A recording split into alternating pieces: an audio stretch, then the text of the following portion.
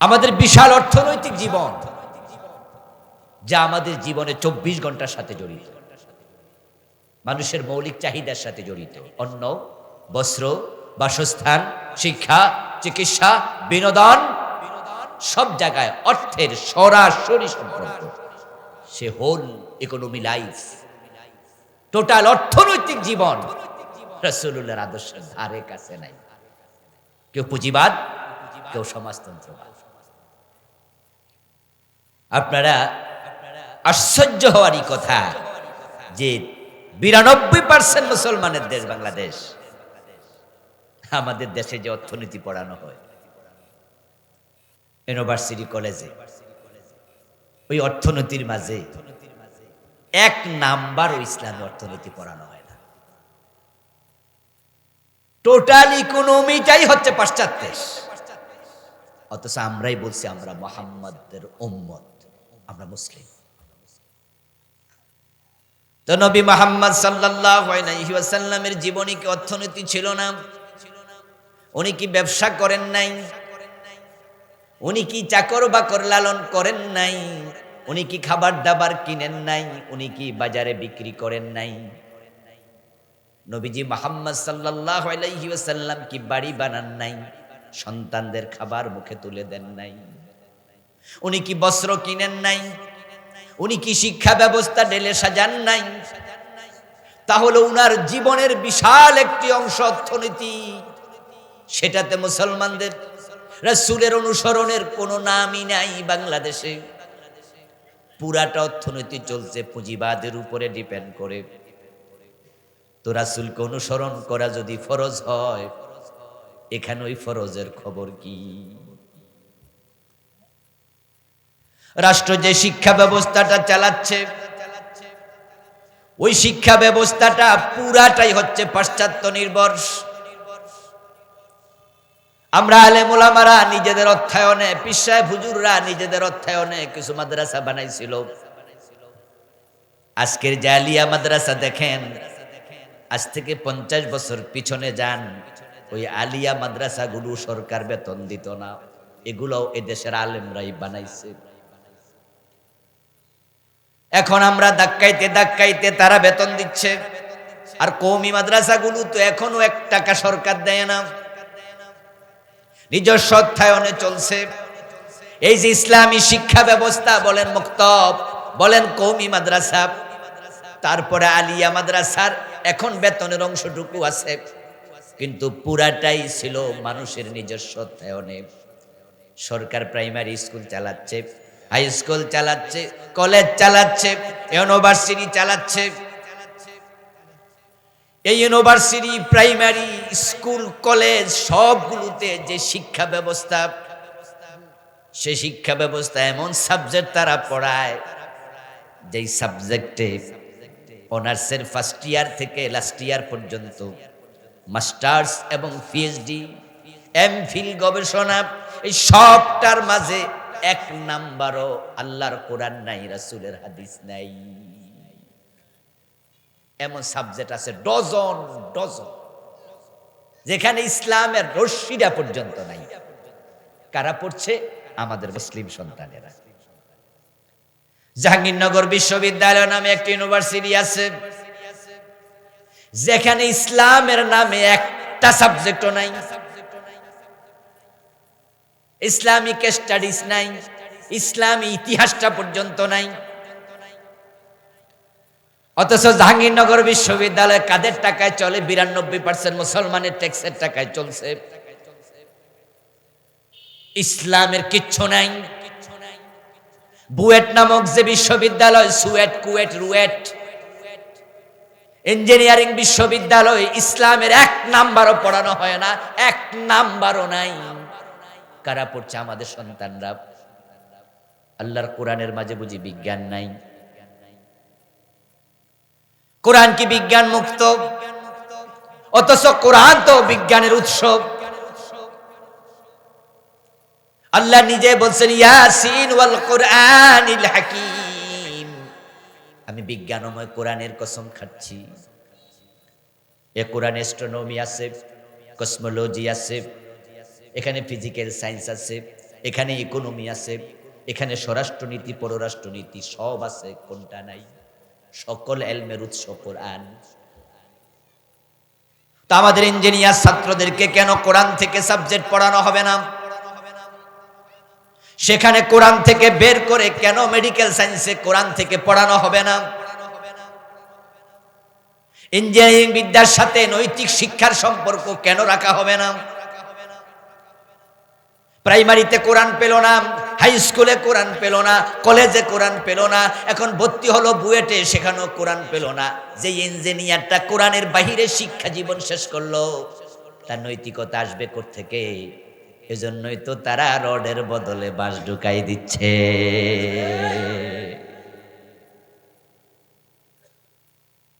যে মেডিকেলে সামান্য কোরআনের সিলেবাসের অংশ রাখা হলো না, অথচ চিকিৎসা বিজ্ঞান জনক একজন মুসলিম ইবনে সিনা মুসলমানদের হাত ধরে চিকিৎসা বিজ্ঞানের উৎকর্ষতা এসেছে।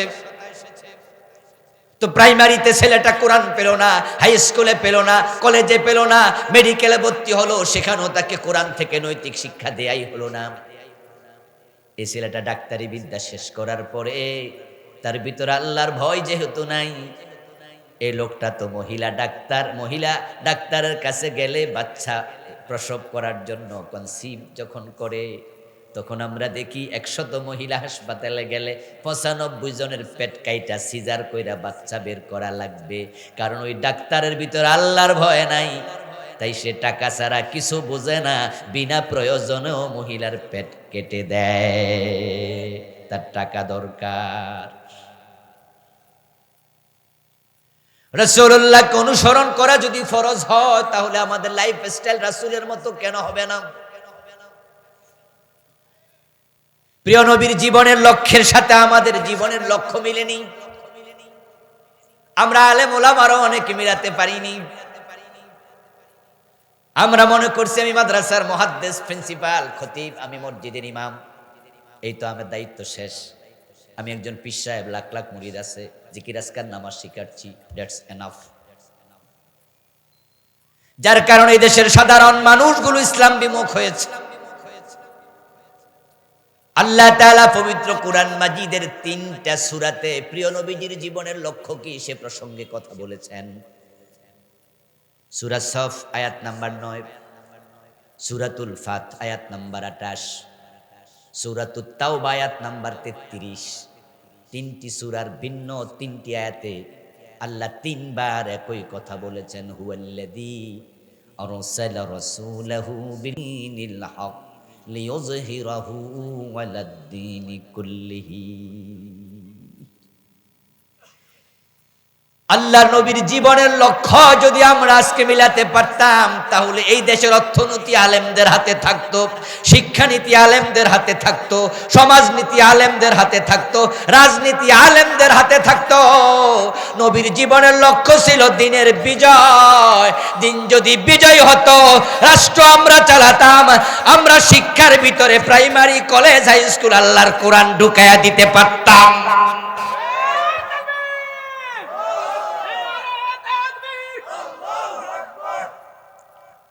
আমার বন্ধু, আমাদের বুয়েটে, আমাদের মেডিকেল গুলোতে আমরা কোরআন সিলেবাসে ঢোকাতে পারতাম।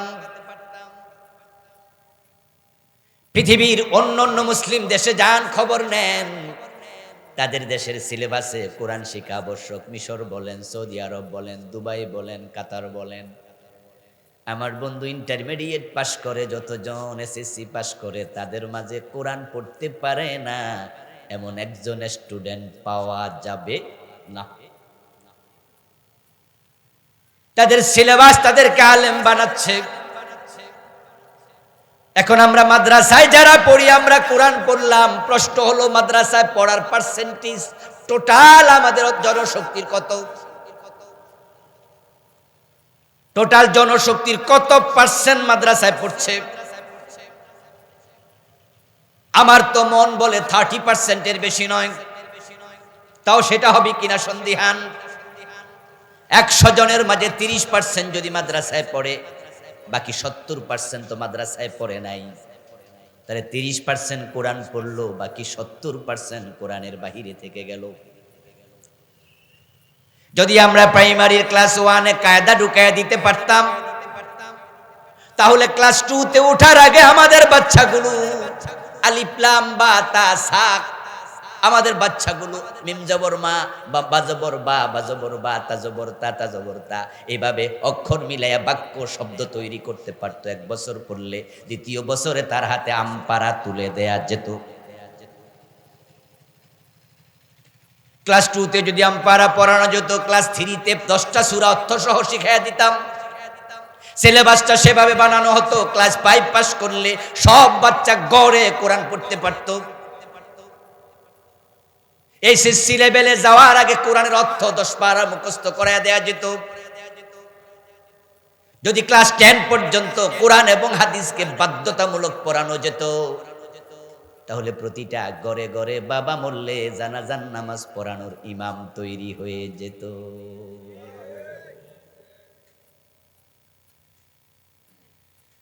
যদি রাষ্ট্রটা আমরা চালাতাম, তাহলে আমরা পুঁজিবাদী অর্থনীতির জায়গায় ইসলামী অর্থনীতি ঢুকাইয়া দিতাম। ব্যবসা এবং যাকাত এগুলা হতো অর্থনীতির মূল ভিত্তি, আর সে জায়গায় এখন সুদ, ওটাকে মূল ভিত্তি বানানো হয়েছে। টোটাল অর্থনীতি সুদ নির্ভর। হয়তো কেউ সুদ খায়, না হয় সুদ দেয়, না হয় সুদ লিখে, না হয় সুদের সাক্ষী থাকে। সুদের সাথে জড়িত নয় এমন ব্যবসায়ীর সংখ্যা কত! এই কিশোরগঞ্জ বাজারে খবর নেন, যেই ব্যবসায়ীদের সাথে আমাদের দহরম মহরম ভালোবাসা, তাদের টাকা দিয়ে আমরা মসজিদে ইমামের বেতন দেই, যে ব্যবসায়ীর টাকা দিয়ে মাদ্রাসা চালান, যে ব্যবসায়ীর টাকা দিয়ে মসজিদে এসি কিনছেন, খবর নেন ও ব্যবসায়ীদের মাঝে 95% ব্যবসায়ী সুদী ব্যাংকের সাথে লেনদেন করছে। লাআনা রাসূলুল্লাহ সাল্লাল্লাহু আলাইহি ওয়াসাল্লাম কিলার রিবা ওয়া মুকিলাহু ওয়া শাহিদাইহি ওয়া কাতিবাহু ওয়া ক্বালাহুম সাওয়াউন। প্রিয় নবীজি লানত করেছেন 4 ব্যক্তিকে, যে সুদ খায়, যে সুদ দেয়, যে সুদ লিখে, যে সুদের সাক্ষী থাকে। প্রিয় নবীজি বলছেন হুম সাওয়াউন, তারা সবাই গুনাহের ব্যাপারে সমান। ওই খবর নিয়ে দেখেন ব্যবসায়ীর এত বড় দোকান, এত টাকা পেলেন কই, পুঁজি কোত্থেকে আনছেন? তখনই কানে কানে বলে দেবে সোনালী ব্যাংক থেকে ঋণ নিছি, জনতা ব্যাংক থেকে টাকা তুলছি, অমুক এনজিও থেকে টাকা তুলছি। ও আমার প্রিয় ভাইরা, যেই লোকটা সুদ দেয় সে যেমন অপরাধী, যে সুদ খায় সে সমান অপরাধী, যে সুদী ব্যাংকে চাকরি করে সমান অপরাধী, যে সাক্ষী থাকে সমান অপরাধী। রাসূল লানত করেছেন তাদেরকে। তো আপনার পরিচিত লোকটা মালউন, রাসূলের লানত প্রাপ্ত, অভিশপ্ত, সমান গুনাহ। গুনাহটা কি? ক্বালা রাসূলুল্লাহ সাল্লাল্লাহু আলাইহি ওয়াসাল্লাম লিররিবা 73 বাবান আইসারুহা আন ইয়ানকিহার রাজুলু উম্মাহ। প্রিয় নবীজি বলেছেন সুদ খেলে 73 গুনাহ, সবচেয়ে ছোটটা হলো নিজের মাকে বিয়ে করা, মানে মায়ের সাথে জিনা।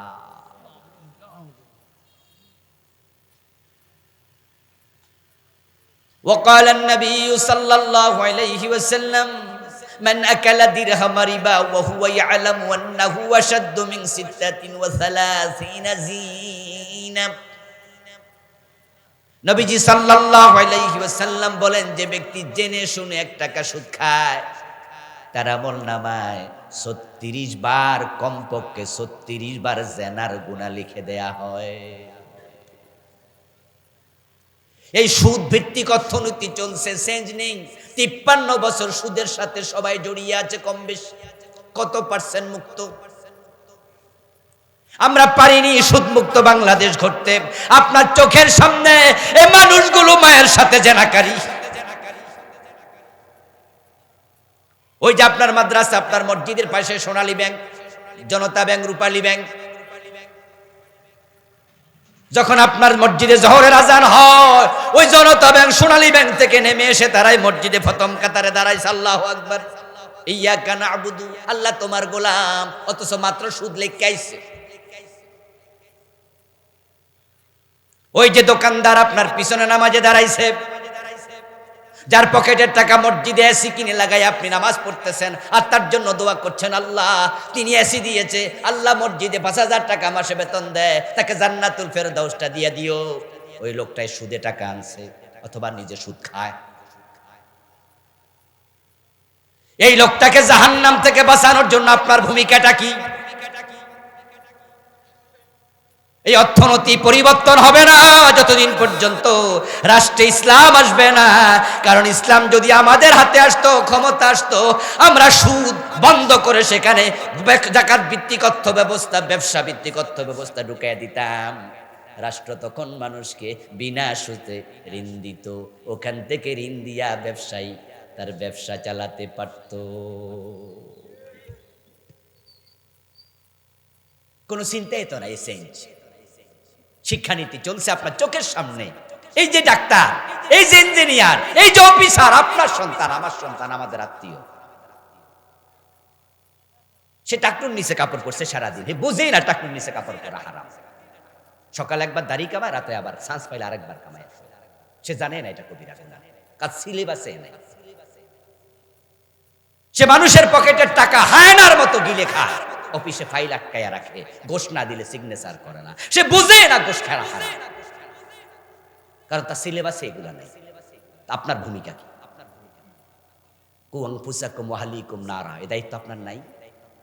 আহাল বলতে শুধুমাত্র ছেলে সন্তানকে বোঝায়, প্রতিবেশীকে আহালের অংশ নয়। এই জাতির প্রতি আপনার দায়িত্ব নেই? কুনতুম খায়রা উম্মাতিন উখরিজাত লিন-নাস, আপনাকে মানুষের জন্য আল্লাহ বানাইছে। তা'মুরুনা বিল মা'রুফ ওয়া তানহাউনা আনিল মুনকার, এই দায়িত্ব কই আপনার আমার? কই সচেতনতা কোথায়?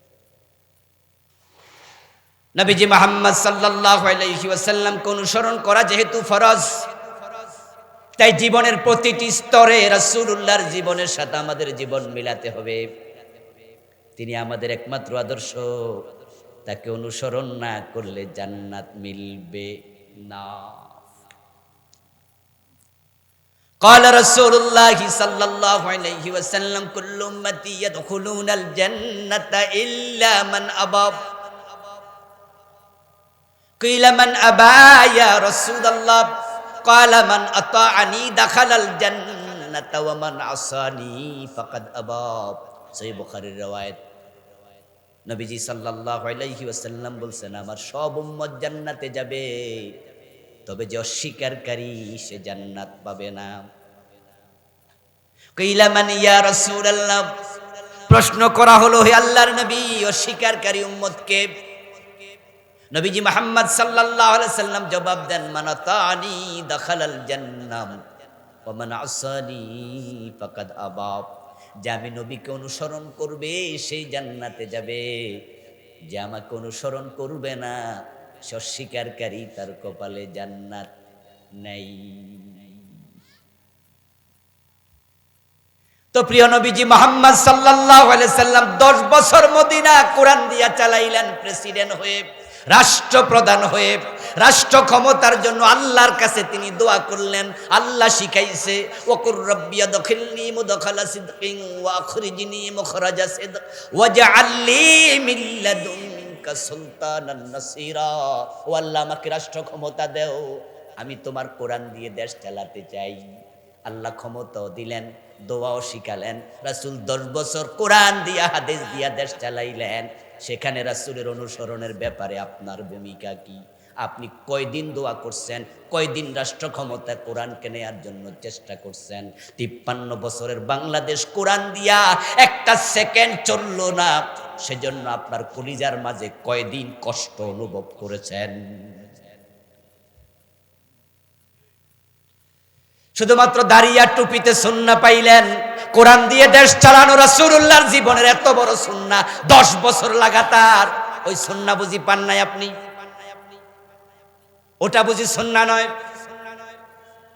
ওয়াকুর রাব্বিরহামহুমা কামা রাব্বায়ানি সাগীরা, এখানে সুন্নাহ পাইছেন তাই মা বাবার জন্য দোয়া করছেন।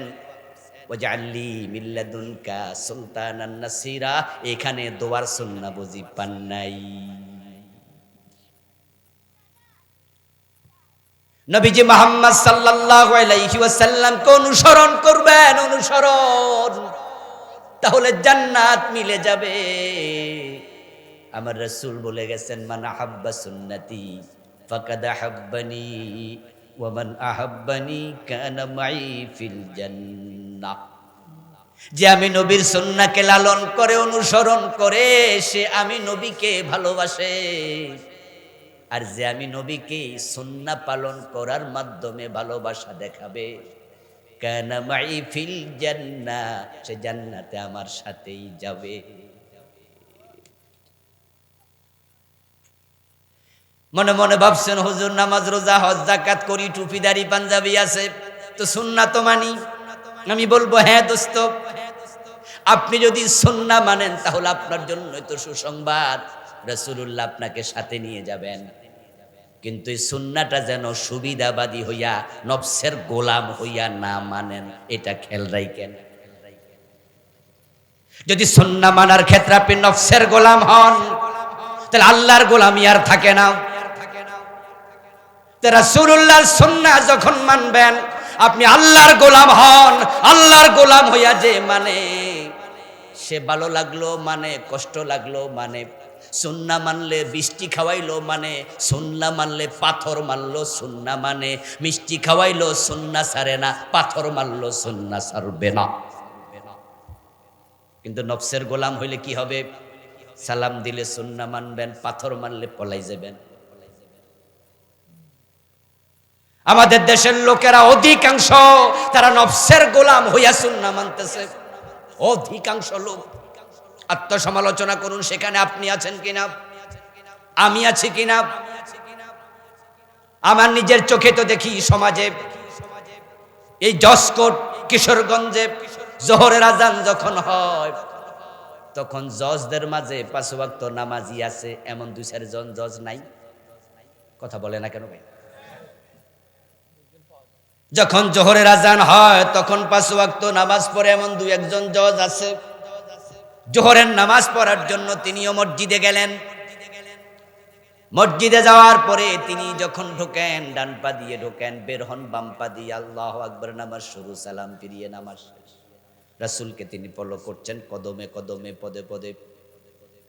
কিন্তু এই লোকটাই যখন জজ কোর্টে সকাল 10টায় চেয়ারে বইছে, দুপুর 1টা পর্যন্ত চেয়ারে বইয়া কত মামলার রায় দিছে, সেখানে রাসূলের সুন্নাহ মেনে কয়টা রায় দিছে? হ্যাঁও কয় না, নাও কয় না। এই লোকটা মসজিদে ছিল 30 মিনিট বা 20 মিনিট।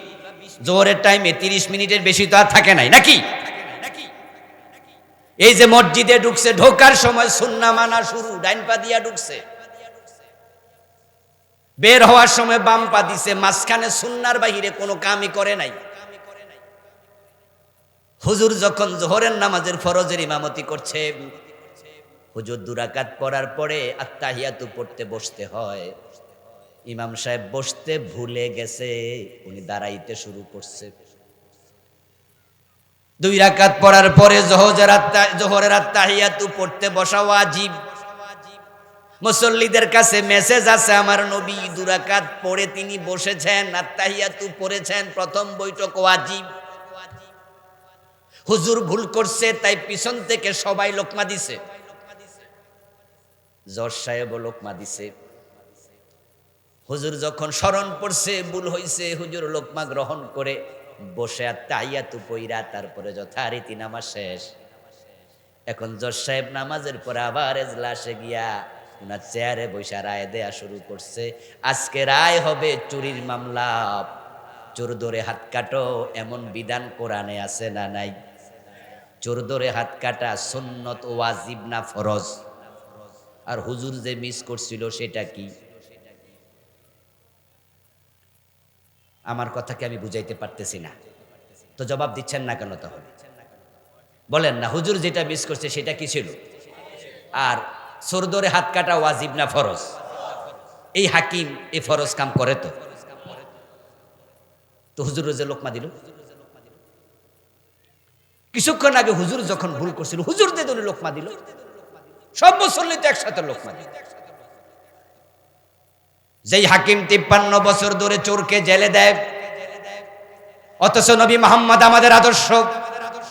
উনার জীবনের লক্ষ্যের সাথে লক্ষ্য মিলবে, কাজের সাথে কাজ মিলবে, কথার সাথে কথা মিলবে, সব রাসূলের মতো হওয়া লাগবে। এখন নবীজি মুহাম্মদ সাল্লাল্লাহু আলাইহি ওয়াসাল্লাম তো বলছেন, যদি আমার মেয়ে ফাতেমা চুরি করে আমি ফাতেমার হাতটাও কেটে দেব। রাসূলুল্লাহর জামানায় সুর ধরে হাত কাটছে, এটা শখের বসে না আল্লাহর অর্ডার? কোরআনে আদেশ আছে না নাই? 53 বছরে কয়দিন মানছেন? ও দোস্ত, মানুষ নামাজ পড়ে না, আপনারা ঠিকই নামাজের ওয়াজ করেন, করতেই হবে, আমরাও করি, করবই। আল্লাহ বলছে নামাজ পড়ো, আকিমুস সালাত। আপনি নামাজের ওয়াজ পাইলেন, নামাজের ওয়াজ করলেন, নামাজের জন্য তাবলিগে গেলেন, নামাজের জন্য পীর সাহেব হুজুরের সাথে মানুষের বাড়িতে গেলেন, নামাজের দাওয়াত দেওয়ার জন্য এলাকার ইমাম সাহেবকে নিয়ে মহল্লায় ঢুকলেন, নামাজের জন্য এত মহাব্বত, আলহামদুলিল্লাহ, এটা ভালো, এটা থাকতেই হবে। কিন্তু আমার প্রশ্ন, আকিমুস সালাহ যে আল্লাহ বলছে, আকিমুদ্দিন, এটাও কোরআনে আছে না নাই? তো দিন কায়েমের দাওয়াত কয়দিন দিছেন? আপনি আকিমুস সালাহটা বুঝলেন ঠিকই, দিন কায়েমেরটা বুঝলেন না, ওটা কোরআনে নাই। ওটার ব্যাপার আপনার ভূমিকা নাই কেন? প্রবলেমটা কোথায়? সমস্যা হলো আপনি নফসের গোলাম। আল্লাহর সামনে সকলকে যেতে হবে, কারণ আপনি জানেন যে নামাজের ওয়াজ করলে মাইর খাওয়া লাগে না, জেলে যাওয়া লাগে না। আর দিন কায়েমের কথা বললে দেশে গত 15 বছরে কত আলেমকে জেল খাটানো হয়েছে। দিন কায়েমের কথা বললে ফিরালি থাকে না, পীর সাহেব সদরে নিয়ে জেলে দিয়ে। দিন কায়েমের কথা বলবেন, ধর্ম নিরপেক্ষ সকল মুরিদ আপনার থেকে সরে যাবে, বলবো এই হুজুর তো আগে ভালো ছিল, এখন রাজনীতি শুরু করছে। এজন্য ওরা ধর্ম নিরপেক্ষ পীর সাহেব খুঁজবে। ফিরদের মাঝে ধর্ম নিরপেক্ষ ফির আছে না, অর্থাৎ চলুক না বাজে ধর্ম দিয়ে দেশ, ওই পীর সাহেবের মাথায় কোনো ব্যথা নাই। এটা ইসলাম ধর্মের ফির না, এটা ধর্ম নিরপেক্ষ ফির। সত্যিকার অর্থে মুসলিম পীর যদি হতো, তাহলে আল্লাহ ছাড়া কারো আইনে দেশ চলবে, এটা ওই পীর সাহেব সহ্য করতে পারতো না। উনার মুরিদ 100 হোক, 500 হোক, 1000 হোক, মুরিদদেরকে শিখাতো যে আল্লাহ ছাড়া কারো আইন চলতে পারে না। আল্লাহর আইনের বাহিরে যারা 53টা বছর মানুষকে ডাকছে, ডাকছে না, দলের দিকে ডাকে না, আমাদের দলে আসেন, আমাদের দলে আসেন, আমাদের দলে যোগ দেন। এই যে কয়দিন আগে বিপ্লব হলো, পরিবর্তন হলো, পরিবর্তনের পরে ওই দল থেকে এই দলে চলে আইছে এমন লোক আছে না নাই? শুধু বড় বড় নেতারা এখনো পারে নাই, চান্সটা পায় নাই। চান্স পাইলে চলে যাবো, কিন্তু লাইনে আছে, শুধু চান্সটা দিলে হয়তো। শুধু নামটা পাল্টায় দেবে, চলে আসবে, কারণ সুবিধা। ওখানে থাকা অবস্থায় 15 বছর সাদাবাজি করেছে, লুটতরাজ করেছে, এখন নামটা চেঞ্জ করলে এখানে জুলে দলে আসলেও এখানেও সাদাবাজি সুযোগ আছে না নাই? কিন্তু ইসলামের দিকে ডাকলো আইব না, কারণ ওখানে গেলে আবার দাড়ি রাখা লাগবো, নামাজ পড়া লাগবো, কোরআন পড়া লাগবো, আর সাদাবাজিও সুযোগ নাই। এত ঝামেলা করে কেডা?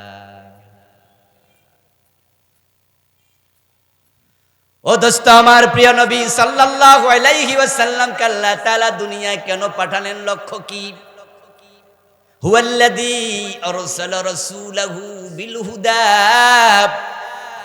তিনি মহান সত্তা আল্লাহ, যিনি তার রাসূলকে কোরআন দিয়ে পাঠালেন। হুদা মানে কোরআন। কোরআনের নাম কি? এইমাত্র বললাম কি? হুদা। হাদা হুদা, হুদাল লিন্নাস, হুদাল লিল মুত্তাকিন, ফামান তাবিআ হুদায়া ফালা খাউফুন আলাইহিম ওয়ালা হুম ইয়াহজানুন, ফামান ইত্তাবা হুদায়া ফালা ইয়াদিল্লু ওয়ালা ইয়াশকা। হাদা হুদা, এটা হলো হেদায়েতকারী কিতাব। এখানে যে যাবে সে হেদায়েত খুঁজে পাবে। সুবহানাল্লাহ পড়ে। হেদায়েতের জন্য কোরআন, আল্লাহ কোরআন দিয়ে রাসূলকে পাঠাইছে। এখানেও তো আমরা পিছিয়ে পড়ে আছি, জাতি কোরআনের কাছে হেদায়েতের জন্য যায় না।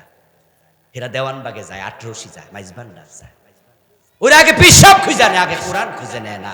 অথচ আগে যদি কোরআন পড়তো তাহলে ভণ্ড পীরের হাতে পড়ে ঈমান হারাইতো না।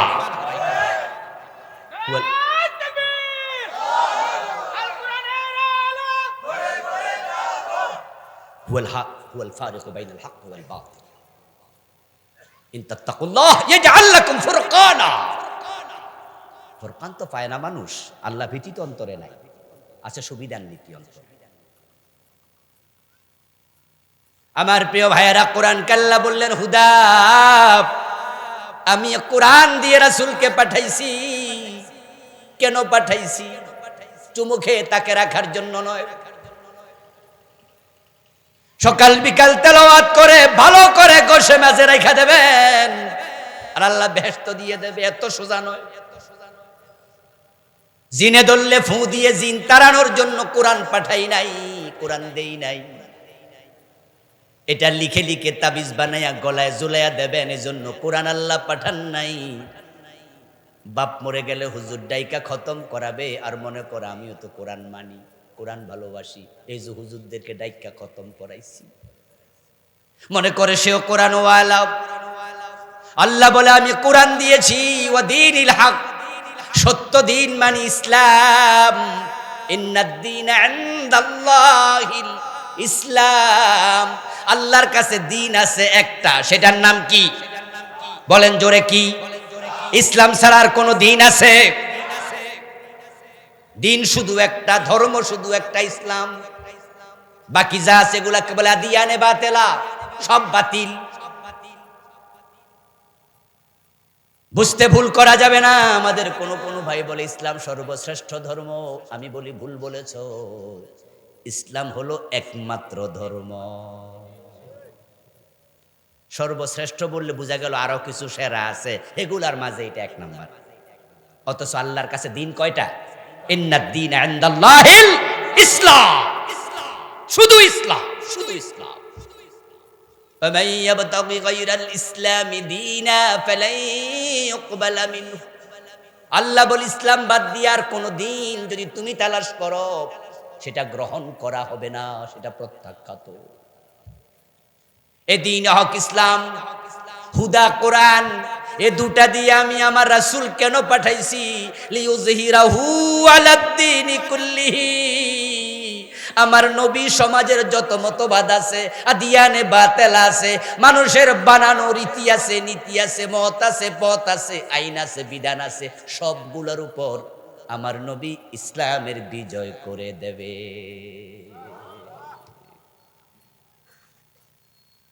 আমি আমার নবীকে কোরআন দিয়ে পাঠিয়েছি, কোরআনের বিজয় করে দেবে, ইসলামের বিজয় করে দেবে। قال رسول الله عليه وسلم الاسلام يعلو ولا يعلى। প্রিয় নবীজি বললেন ইসলাম বিজয়ী হতে এসেছে, ইসলাম পরাজিত হতে আসে নাই। এই কথাটা আমার নয়, প্রিয় নবীর হাদিস। রাসূলুল্লাহর হাদিসের প্রতি একটু শ্রদ্ধা দেখাইয়েন, ভালোবাসা দেখাইয়েন, অন্তরে আল্লাহ নূর তৈরি করে দেবে। আল্লাহর কথা, রাসূলের কথা শুনলে ঈমানের জোশ বাড়তে হবে, এটা মুমিনের আলামত। ওয়াইদা তুলিয়াত আলাইহিম আয়াতুনা যাদাতহুম ঈমানা। হাদিস শুনবেন, কোরআন শুনবেন, একটু নড়াচড়া দিবেন না, আপনার ঈমানের জোশ নাই, মরে গেছে ঈমান। قال رسول الله صلى الله عليه وسلم الاسلام يعلو ولا يعلى। প্রিয় নবীজি বলেন ইসলাম বিজয়ী হতে এসেছে, পরাজিত হতে নয়। এবার আপনাদের কাছে আমি প্রশ্ন করি, 53 বছরের বাংলাদেশে ইসলাম বিজয়ী অবস্থায় আছে না পরাজিত? তো তোমার চোখে পানি আসে না কেন? তোমার ইসলাম পরাজিত। তোমার অন্তরে হাহাকার তৈরি কেন হয় না? তোমার চোখের সামনে তোমার ইসলাম পরাজিত। তোমার ইসলাম তো বিশ্ব শাসন করতে এসেছে। ফারুক আজম ওমর রাদিয়াল্লাহু তাআলা আনহু তো ইসলামের আলোকে অর্ধ পৃথিবী চালাইছে। অর্ধ পৃথিবী করেছো শাসন, ধুলার তখ্তে বসে, খেজুর পাতার প্রাসাদ তোমার বারে বারে গেছে খসে। ও প্রিয় ভাই, তোমার ইসলাম তো স্পেন শাসন করেছে, রোম শাসন করেছে, তোমার ইসলামী ভারতীয় উপমহাদেশ প্রায় 1000 বছর শাসন করছে। তো তোমার 53 বছর ইসলাম কেন পরাজিত? অথচ এই দেশটা তো ইসলামের নামে বিভক্ত হয়েছে। ইতিহাস কম বেশি যারা পড়েছেন জানেন, 47-এ যখন দেশ ভাগ হয় তখন মুসলমানের জন্যই তো পাকিস্তান আলাদা করা হয়েছে, হিন্দুদের জন্য হিন্দুস্তান, মুসলমানের জন্য পাকিস্তান। তো ইসলামের নামে যেই দেশ আলাদা হয় ও দেশে ইসলাম পরাজিত থাকবে কেন?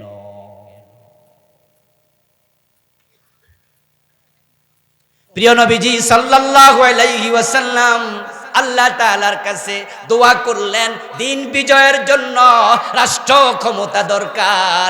মক্কায় 13 বছর কাটালেন, কিন্তু দিন তিনি বিজয় করতে পারলেন না। বরং কেমনে দিন বিজয় করবেন? মক্কার সংসদ ভবনে আল্লাহর কোরআন নিয়ে ঢুকার কোনো পরিবেশই ছিল?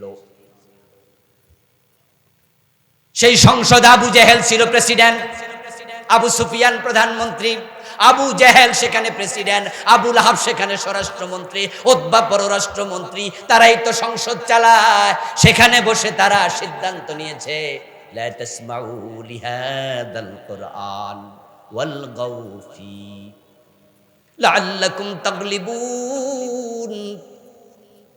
যেমন বাংলাদেশের সংসদে বইয়া বইয়া ইসলামের বিরুদ্ধে আইন বানাইছে, হুজুরদেরকে ঠেঙ্গাইছে, এই সংসদে বসে বসে তারা এত লম্পজম্প করেছে। 5 মে হুজুরদেরকে শাপলা চত্বরে গুলি করে, সংসদে আবার টিপ্পনি কাইটা কয় হুজুররা নাকি রং মেখে রাস্তায় শুয়েছিল। ভুলে গেছেন নাকি? আমার প্রিয় ভাইরা, সংসদে তারা সিদ্ধান্ত নিয়েছে, وقال الذين كفروا لا تسمعوا لهذا القرآن, তোমরা কোরআন শুনতে যেও না, কোরআন শোনা যাবে না। গত 15 বছরেও কত মাহফিল আমাদের বন্ধ হয়েছে, ওই হুজুরের মাহফিল করতে দেয়া যাবে না। শোনেন নাই? শোনেন নাই? কত হুজুর ধরে ধরে জেলে দিছে। আল্লামা সাইদি রাহিমাহুল্লাহকে 13টা বছর জেলে দিছে, 13টা বছর। জুনায়েদ বাবুনগরী রাহিমাহুল্লাহর মতো বয়োজ্যেষ্ঠ আলেম, কত হাজার হাজার মুহাদ্দিসের উস্তাদ রিমান্ডের নামে 2টা হাঁটু তার অসল করে দিয়েছে পিটাই।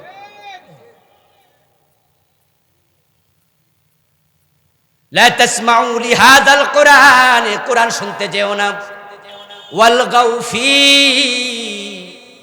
বরং সেখানে গন্ডগোল লাগাইয়া দাও, লাআল্লাকুম তাগলিবুন, তাহলে তোমরা বিজয়ী থাকবে। তাহলে কোরআন যদি পড়ে, কোরআন যদি বলে, কোরআন যদি শোনে, তোমরা পরাজিত হবে। ঠিক তারাও 15 বছরের জুজুর ভয় ছিল তাদের কলিজায়।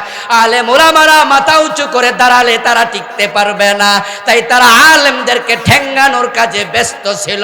কোনো আলেমরে ছাড়ে নাই, হাজার হাজার আলেমরে জেলে ঢুকাইছে, কিন্তু টিকতে পারে না, পারে না। ইন্নাহু লা ইউফলিহুজ জালিমুন, আল্লাহর কথা হলো জালেম আমরা কখনো সফল হয় না।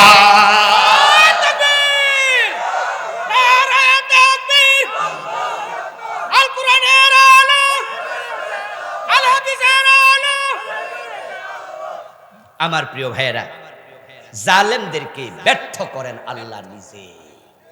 ইসলামের ইতিহাস তাই বলে। আপনি 5000 বছরের ইতিহাস পড়েন, আপনি দেখবেন যে কোন জালেম পৃথিবীতে সফল হতে পারে নাই। ইন্নাহু লা ইউফলিহুজ জালিমুন, জালেম সফল হয় না।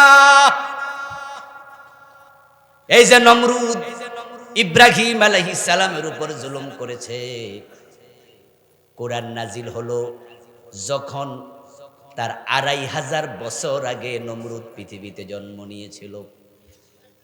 কোরআন নাজিলের 2500 বছর মানে আজ থেকে 4000 বছর আগে নমরুদের জন্ম।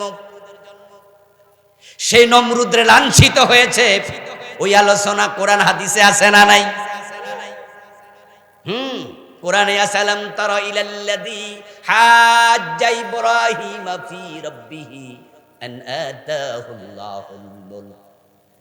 এই নমরুদের কথা কোরআনে আছে। এই জালেম ইব্রাহিম আলাইহিস সালামের উপর কি জুলুমটা না করলো। এক পর্যায়ে জ্বালাইয়া পোড়াইয়া মারার জন্য ইব্রাহিমকে আগুনে পর্যন্ত নিক্ষেপ করেছে, কিন্তু শেষ পর্যন্ত নমরুদ সফল না ব্যর্থ? জুতার বাড়ি খাইয়া মরছে। ফেরাউনের আলোচনা তো কোরআনে যে কতবার আসছে নাম ধরে, সুবহানাল্লাহ, আল্লাহ কত বলেছেন বারবার। এবং ফেরাউনের লাশটা আজকের পৃথিবীর উপর এখনো আছে না নাই? আলিয়াউমা নুনাজ্জিকা বিবাদানিকা লিতাকুনা লিমান খালফাকা আয়া, এটা নিদর্শন বানায় আল্লাহ রাখছে। মিশরের কায়রোর জাদুঘরে আমিও গিয়েছি, ফেরাউনের লাশ দেখে আসছি নিজের চোখেই, এখনো শটান শুয়ে আছে জমিনে। লিতাকুনা লিমান খালফাকা আয়া, পরবর্তী প্রজন্মের জন্য তোকে আমি নিদর্শন বানাবো।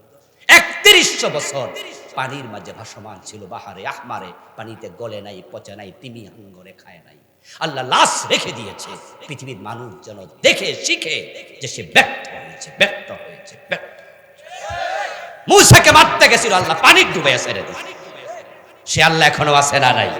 আবু জাহেল রাসূলের উপর অত্যাচার করছে, মক্কায় থাকতে দেয় নাই, যুবকদেরকে বলেছে কেটে টুকরা টুকরা করে ফেলবে। আজকের রাতে, হিজরতের রাতের ইতিহাস আমরা সবাই জানি। প্রিয় নবীজিকে আল্লাহ নিরাপদে নিয়েছেন মদিনায়, কিন্তু সে সেখানে গিয়ে আক্রমণ করছে। আল্লাহ বদরের দিন দুজন বাচ্চার হাতে লাঞ্ছিত করে জাহান্নামে পাঠাইয়া যায়। কোন জালেম সফল হয় না। 5 তারিখও দেখেছি, এই 15 বছর যারা আলেমদের উপর জুলুম করেছে এমন ভাবে পালাইছে, রান্না করা খাবার খেয়ে পালানোর সময় পায় নাই। আপনারা দেখেছেন ফেসবুকে, রানলো কেডা আর খাইলো কেডা। কাপড় নিয়েও পালাইতে পারে নাই, যেটা পরনে ছিল ওইটা লইয়া পালাইছে। পরে পোলাপান যায় আলমারি খুইলা খুইলা কাপড় মানুষেরে দেখাইছে, না এমন কাপড় যেটি নামও নেওয়া যায় না। আমার প্রিয় ভাইয়েরা, জালেমরা কখনো সফল হয় না। নবীজি মুহাম্মদ সাল্লাল্লাহু আলাইহি ওয়াসাল্লামের বিরুদ্ধে আবু জেহেলরা বলল, কোরআন শুনতে যেও না, কোরআন শোনা যাবে না। আল্লাহর নবী 13টা বছর মক্কায় কাটানোর পরে আল্লাহর ইশারায় হিজরত করে মদিনায় চলে গেলেন। যাওয়ার পথে প্রিয় নবীজি ভাবেন, যদি মদিনায় গিয়ে দেখি ওখানে সংসদে আরেক আবু জেহেল বসে আছে, তাহলে হিজরত করে লাভ কি? হিজরত করে লাভ কি? কারণ কোরআন বিজয়ের জন্য তো কোরআনকে জায়গা মতো নিতে হবে। বিজয়ী কোরআন তখনই হবে, ইসলাম বিজয়ী হতে এসেছে, পরাজিত নয়। কোরআন তখনই বিজয় হবে যখন আইনের জায়গায় কোরআনকে পৌঁছানো যাবে। আমরা যখন গোসল করতে ওয়াশরুমে ঢুকি, বালতির পানিতে মগ দিয়ে আমরা গোসল করি, তখন আপনি 1 মগ পানি যদি মাথাতে ঢেলে দেন, তাহলে এটা কিন্তু ধাক্কাইয়া পায়ে নেওয়া লাগে না, ঢেলে দিচ্ছেন পায়ে নিজে নিজে চলে যায়।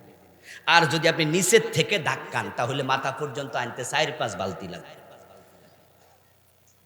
এই জন্য কোরআনের যে বিধান, দাওয়াতের যে নিয়ম, আপনি দেখুন ইসলামের ইতিহাস পিছন থেকে দাওয়াতটা আল্লাহ অধিকাংশ নবীকে শুরু করছে নেতা থেকে। নেতা ফেরাউন নেতা ছিল, নবী মূসাকে আল্লাহ বলছে ইযহাব ইলা ফিরাউনা ইন্নাহু তাগা, ইযহাবা ইলা ফিরাউন, যাও দোনো ভাই যাও, ওয়াকুলা লাহু কাওলান লাইয়িনা।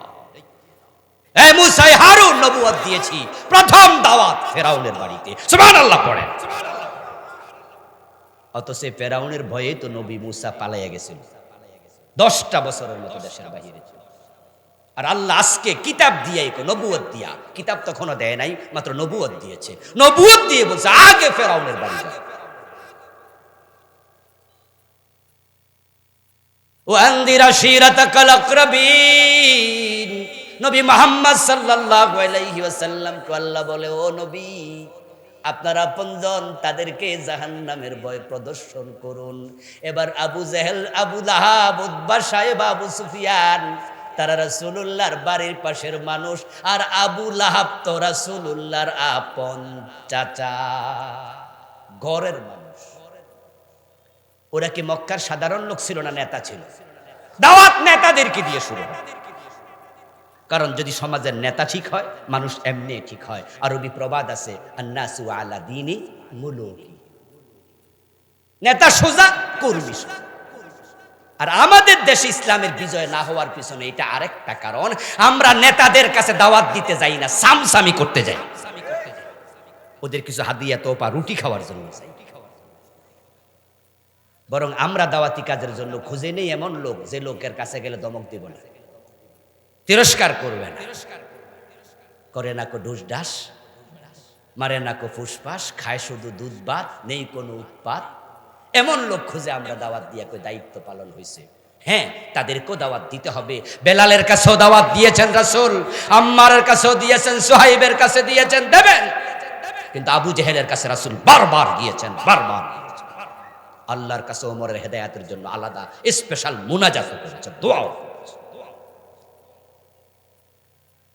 দ্বীনের বিজয় রাসূল করতে পারলেন না, রওনা দিলেন। আল্লাহ রাসূলের অন্তরের দিকে তাকায় দেখে আমার নবীর অন্তরে দ্বীন বিজয়ের জন্য কত আগ্রহ। এবার আল্লাহ জিবরিলকে পাঠায়া দোয়া শিখায়, আপনি বলুন ওয়াজআললি মিল্লাদুনকা সুলতানান নাসিরা, ও আল্লাহ তুমি আমাকে রাষ্ট্র ক্ষমতা দাও, যে রাষ্ট্র ক্ষমতা দ্বীন বিজয়ের জন্য সাহায্যকারী হবে। সুলতানা, আমি রাষ্ট্র ক্ষমতা চাই। হযরত ওসমান রাদিয়াল্লাহু তাআলা আনহু বলেছেন, ইন্নাল্লাহা লা ইয়াযাউ বিস সুলতান মা লা ইয়াযাউ বিল কুরআন। ওসমান প্রেসিডেন্ট ছিলেন তো, ভালো করে বুঝছেন দেশ কেমনে চালানো লাগে, দেশে ক্ষমতা থাকলে সুবিধা কি। ওসমান বলছে, ইন্নাল্লাহা লা ইয়াযাউ বিস সুলতান মা লা ইয়াযাউ বিল কুরআন। কোরআন দিয়ে আল্লাহ যা দূর করেন না, কোরআন দ্বারা যা দূরীভূত হয় না, ক্ষমতা দিয়া আল্লাহ সেটাও দূর করে। রাষ্ট্র ক্ষমতা আল্লাহ আমার দেও। আপনারা একটু বলুন তো, বাংলাদেশে কোরআন আছে না নাই? আরে ভাই জোরে কর না একটু। সুদ আছে না নাই? তো কোরআন কি সুদ দূর করছে? বাংলাদেশে কোরআন আছে না নাই? সিনেমা হল আসেনি, কোরআন কি সিনেমা হল দূর করছে? কিন্তু ইসলামকে ক্ষমতায় কালকে নেন, আমরা আলেমদেরকে ক্ষমতা 151 জন সংসদে পাঠাইয়া দেন, সিনেমা হল আমরা একদিনে বন্ধ করে দেব, সুদী ব্যাংক একদিনে বন্ধ করে দেব। এই জন্য আল্লাহ রাসূলকে দোয়া শিখা, আল্লাহ রাষ্ট্র ক্ষমতা দেব। আর আমরা যদি রাষ্ট্র ক্ষমতার ওয়াজ করি, আপনারা মাঝখানে বইয়ে বইয়ে কোন হুজুররা রাজনীতি করা কি দরকার? এরকম লোক কথা বলার মতো আছে না নাই? হুজুর মানুষ ইমামতি করব, হুজুর মানুষের আইনছি ওয়াজ করতে, উনিও ওয়াজ করব, নামাজ রোজা হজ যাকাত, উনি আবার রাষ্ট্র ক্ষমতা কি দরকার এসব? তা আপনার নবীকে আল্লাহ রাষ্ট্র ক্ষমতা দাও। তাহলে রাসূল যদি আজকে এখানে থাকতেন, তিনি কি ওয়াজ করতেন না? ও মজা লাগে না? গরম বাতে বিড়াল বেজার, হুজুররা রাষ্ট্র ক্ষমতায় গেলে আপনাদের পাতে তরকারি চলে যাবে, ভাটা পড়বে। আয় আমার রাসূল রাষ্ট্র ক্ষমতা চাইলেন, মদিনায় পৌঁছার আগে দোয়া কবুল, সুবহানাল্লাহ পড়েন। রাস্তায় দোয়া করছে, এই আয়াত নাজিল হয়েছে রাস্তা যাওয়ার পথে, হিজরতের পথে রাস্তা। রাসূলকে আল্লাহ দোয়া শিখাইছে, আমার কাছে দোয়া করেন। রাসূলুল্লাহ দোয়া করলেন, মদিনায় পৌঁছতে দেরি, রাষ্ট্র ক্ষমতা হাতে আসতে দেরি নাই। আউস, খাজরাজ, বনু নজির, বনু কোরাইজা, বনু কায়নুকা, যত লোক ছিল মদিনা এলাকায় থাকতো, আল্লাহ সবার মনে রাসূলের প্রতি আকর্ষণ ঢুকাইয়া দিলেন। তলা আল বদরু আলাইনা মিন সানিয়াতিল বিদা বলে সবাই গান গাইতে শুরু করলো, আনন্দে শিশু কিশোর বালক বালিকা আবশের মুসলমান। প্রিয় নবী বলছেন, যারা নামাজে আসে না, আমার মন চায় তাদের বাড়ি ঘরে আগুন লাগাইয়া দেয়। একটু ভাবুন তো, আমাদের এই কিশোরগঞ্জে যদি আজানের সাথে সাথে সকল দোকানদার দোকান বন্ধ করে দেয়, সব মানুষ মসজিদে যায়, তাহলে দেখবেন যে পঙ্গপালের মতো, মৌমাছির মতো ভোমরা যেমন তার চাকের দিকে দৌড়ায়, দেখবেন মুসলমান মসজিদে দৌড়াচ্ছে। এক এক মসজিদে 3 বার 5 বার জামাত হওয়া লাগবে, লোক জায়গা দেওয়া যাবে না।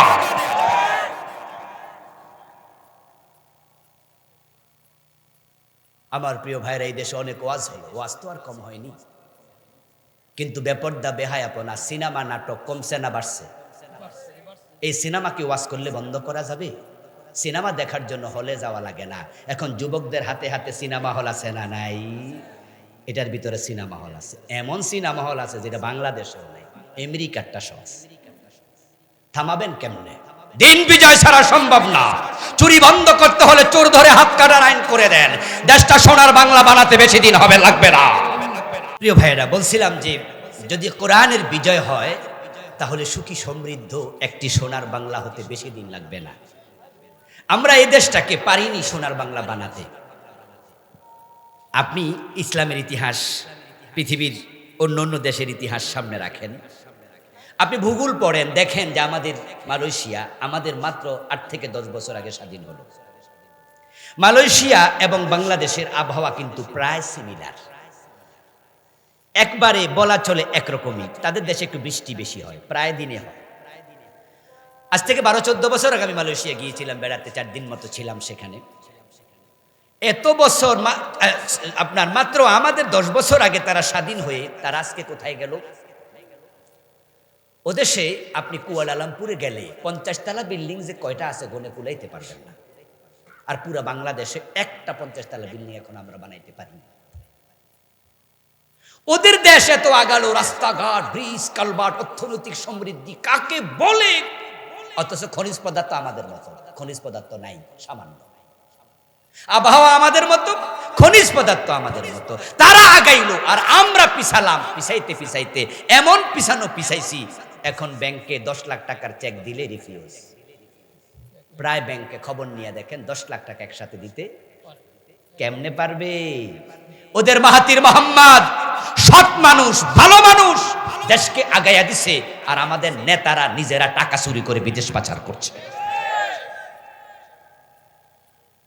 আমাদের নেত্রী বললেন তার বাড়ির ফিয়ন কত কোটি টাকার মালিক? 400 কোটি টাকা। শুনছেন তো? পরে 600 আরো বাড়ছে।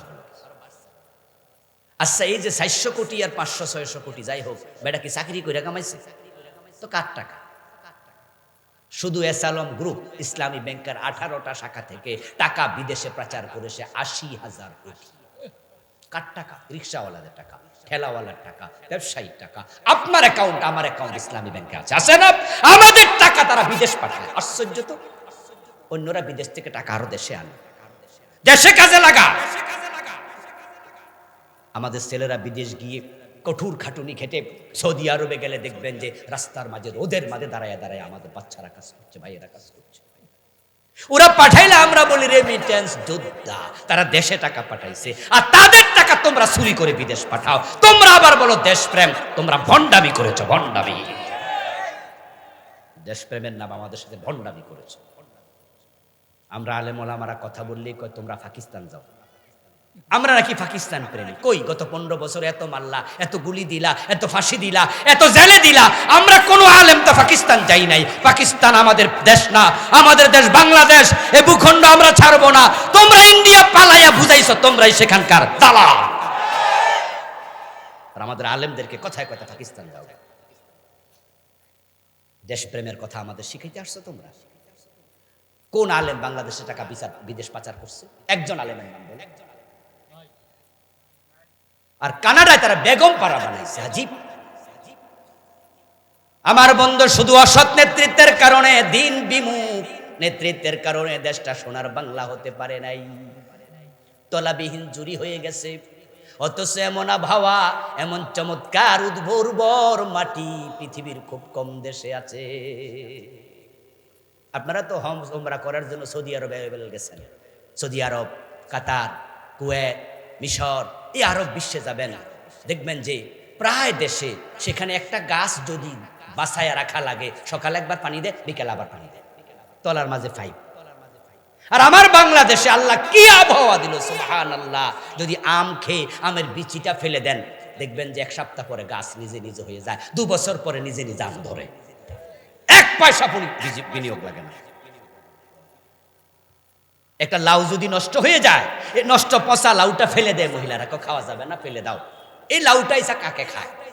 কাকে খাইয়া ওই লাউয়ের দানা আরেক জায়গায় গিয়ে পায়খানা করে, ওই পায়খানা দিয়া লাউয়ের বিচি বাইর হইছে, ওখানে নিজে নিজে গাছ হইয়া লাউ ধরে লাগে।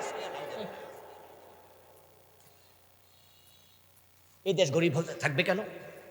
এখানে একটা ডিম 12 টাকা দিয়ে, 15 টাকা দিয়ে কেন কিনতে হবে? কেন এখানে ভর্তুকির টাকা থাকবে না? এখানে সয়াবিন তেল 200 টাকা কেন কিনতে হবে? ভর্তুকি তোমরা কেন দিবা না? এই দেশটা তো আমাদের দেশ।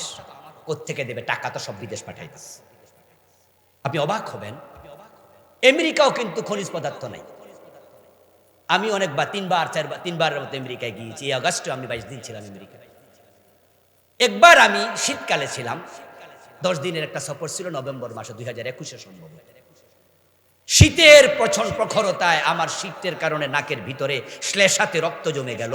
আমি ভাইদেরকে বললাম যে এত শীত, ওরা বলল না না শীত এখনো আসেই নাই, শীত আসবে ডিসেম্বরে, যদি থাকেন টের পাবেন। আমি আল্লাহ যেন না পাওয়ায়। বলবো যে হুজুর 2.5 থেকে 3 ফুট উঁচু হবে বরফ। থুতু ফেলে আমরা ঘরে যাই, এসে দেখি থুতুটা বরফ হয়ে গেছে। ফ্রিজের ভিতরের থেকেও অনেক গুণ বেশি ঠান্ডা, -20, -30। আমি বললাম তখন আপনাদের কি অবস্থা, ফল ফলাদি খাবার দাবার? বলল হুজুর ফল ফলাদি দূরের কথা, কোনো গাছে পাতা থাকে না, পুরা দেশটাই অনেক অঞ্চল বরফের নিচে। আমি বললাম তাহলে ধনী হইলো কেমনে? কয় সেটা তো ওরাই রিজার্ভ করে রাখে, জমায়া রাখে, নেতারা চুরি করে না, সবাই সৎ মানুষ, হতে পারে তারা কাফের। ওয়াশিংটন ডিসিতে বেড়াতে গেলাম, সেখানে সাবেক প্রেসিডেন্ট বারাক ওবামা বলল তার বাড়িটা সামনে, যাবেন নাকি? আমি বললাম চলেন, গিয়ে দেখি 2.5 তলা একটা বিল্ডিং, মাত্র 2.5 তলা। বললাম প্রেসিডেন্ট 2 বারের 8 বছর, এই তার বিল্ডিং, ওই কি চুরি করছে বাংলাদেশের লোকদের মতো? আমি আমাদের দেশে তো মেম্বার হইলে 10 তলা বানাইলা, ঠিক না? পুলিশের এসআই নাকি 3 কোটি 5 কোটি টাকার মালিক, আর আপনাদের এলাকায় তো একজন ছিল, উনি নাকি 10,000 কোটি টাকার মালিক। হাউন আঙ্কেল নাকি? আমার দোস্ত, যে আমেরিকা 3 থেকে 5 মাস, 3.5 মাস, 4 মাস বরফের নিচে থাকে, তারা পৃথিবীর সেরা ধনী। আর আমার দেশে 12 মাস ফসল ফলে, আমরা তলাবিহীন জুড়ি। কারণ শুধু একটা, আমি যেটা খুঁজে পাইছি সেটা হচ্ছে চোরদের কারণে। আমাদের বঙ্গবন্ধুও বলেছিলেন মানুষ পায় স্বর্ণের খনি, আমি পাইছি চোরের খনি। ডানে চোর, বামে চোর, সামনে চোর, পিছনে চোর। আমি বলি চোর তো চোর না, এখন একটা ডাকাত হয়ে গেছে। যদি চুরির টাকা, লুটপাটের টাকা দেশে ফিরিয়ে আনো আর তাদের হাত কাটার আইন চালু করে দাও, আগামী 50 বছর নেতারা ভয়ে আর চুরি করবে না। দেশটা ঠিকই সোনার বাংলা। আসুন না আমরা শরীয়ত মানার সুবিধার্থে, সমৃদ্ধ দেশ পাওয়ার সুবিধার্থে কোরআনের বিজয়ের কাজ করি। রাসূলুল্লাহ জীবনের লক্ষ্য কোরআন বিজয়, আমরা সেটা শুরু করি। মানুষ ইসলাম দেখবে, দেখে খুশি হয়ে হিন্দু বৌদ্ধ তারাও ইসলাম গ্রহণ করবে। ইসলাম কি তলোয়ার দিয়ে বিজয়ী হয়েছে নাকি? নো, অসম্ভব, এটা আমাদের উপর মিথ্যা অভিযোগ। তবে হ্যাঁ, দিন বিজয়ে তলোয়ারের ব্যবহার লেগেছে, কিন্তু দিন বিজয়ী হয়েছে আচরণ দিয়ে। ইসলামকে দেখে মানুষ দলে দলে মুসলিম হয়েছে। হযরত ওমরের যুগে ইসলামের সৌন্দর্য দেখার জন্য পৃথিবীর অন্য কাফেররা ইসলামী রাষ্ট্রে আগমন করে ইসলাম দেখে যেত। ওমর শুয়ে আছে গাছতলা, তারা বিশ্বাসই করে নাই অর্ধ দুনিয়ার সম্রাট গাছতলায় ঘুমায়, কোনো বডিগার্ডের প্রয়োজন হয় না। ইসলাম তো কলিতে, কেমনে দেখবো আমরা তার সৌন্দর্য? গোলাপ ফুলের সৌন্দর্য তার পাপড়িতে, ঠিক যখন সেটা পাপড়ি মেলে ধরবে, তার নাকের ডগায় নীলনৌম গন্ধে অন্তর ভরবে, যখন সে পাপড়ি মেলে ধরবে তখন তার গন্ধ আসে, তার সৌন্দর্য আছে, চাপ দিলে আতর বের হবে। কিন্তু সে গোলাপ যদি কলির ভিতরে থাকে, এটা কাঁচা কাঁচা গন্ধ দেবে, সুগন্ধ দেবে না।